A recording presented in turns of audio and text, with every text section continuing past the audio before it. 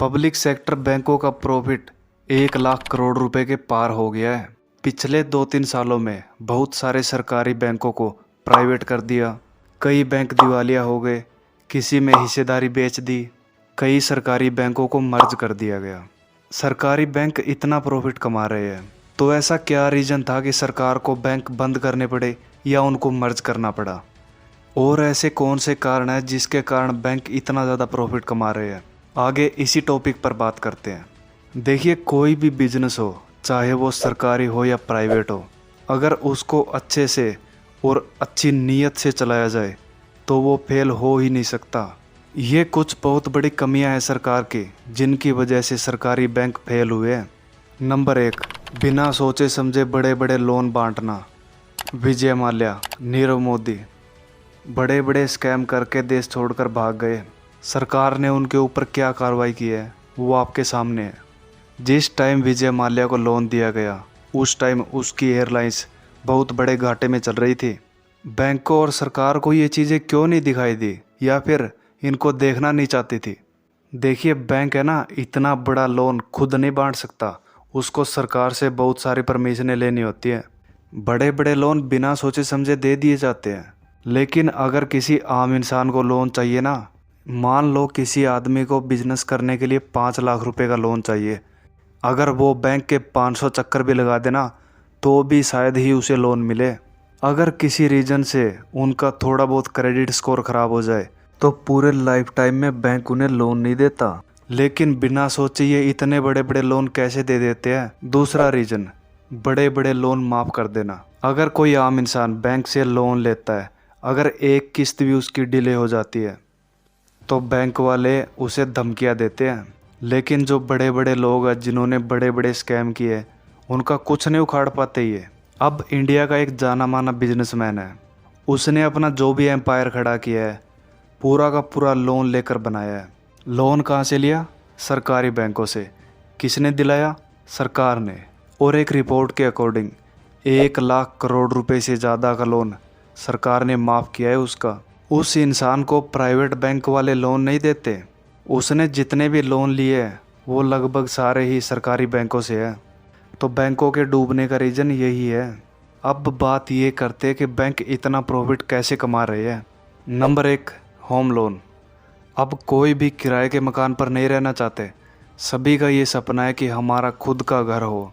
वैसे किराए के मकान पर रहना सस्ता पड़ता है। बैंकों ने इस टाइम बहुत ज़्यादा होम लोन बांटे हैं, और छोटे नहीं, लोग बड़े बड़े होम लोन ले रहे हैं। जितनी उनकी सैलरी है उसका 40 से 50% होम लोन की ईएमआई में ही चला जाता है, और ईएमआई भी 20-20 साल की होती है। होम लोन से बैंकों को बहुत ज़्यादा प्रॉफिट होता है। Number 2, startups. 2016 में सिर्फ 445 स्टार्टअप थे, लेकिन 2022 में 86,713 स्टार्टअप हो चुके हैं, और इसमें से भी 10,000 से ज़्यादा स्टार्टअप आईटी सेक्टर में है। अब इतने सारे बिजनेस को चलाने के लिए पैसों की ज़रूरत तो होगी। अब चलो, जो यूनिक स्टार्टअप है उनमें तो इन्वेस्टर अपने पैसे लगा देते हैं, लेकिन ज़्यादातर जो बिजनेस है वो लोन लेकर स्टार्ट होते हैं। अब अगर बैंकों से लोन लिया जाएगा तो उनको इंटरेस्ट भी तो मिलेगा, और इसी इंटरेस्ट के कारण इनको इतना प्रॉफिट होता है। तीसरा रीज़न है डिपॉजिट। लोग अपने पैसों को संभाल कर रखने के लिए बैंकों में जमा करवाते हैं। बैंक उन पैसों को बैंक में ही पड़ा नहीं रहने देता, वो उनको काम पर लगाता है। अब बैंक में पैसे जमा करवाएंगे तो उसका कुछ तो इंटरेस्ट मिलेगा। अब ये तो है नहीं कि बैंक वो अपनी जेब से देगा। बैंक उन पैसों को इन्वेस्ट करता है, स्टॉक मार्केट में, म्यूचुअल फंड में, या किसी स्टार्टअप में इन्वेस्ट करता है। वहाँ से उनको इनकम जनरेट होती है, और यही इनकम उसका प्रॉफिट है। अब बात ये करते हैं कि इस साल बैंकों को कितना प्रॉफिट हुआ है। इसमें भी एसबीआई को सबसे ज़्यादा प्रॉफिट हुआ है।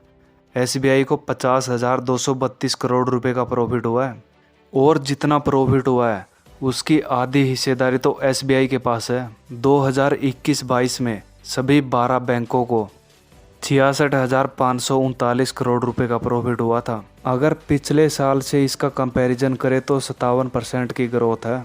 इस साल 1,04,649 करोड़ रुपए का प्रॉफिट हुआ है।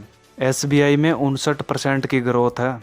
बैंक ऑफ बड़ौदा को 14,110 करोड़ रुपए और कैनरा बैंक को 10,604 करोड़ रुपए का प्रॉफिट हुआ है।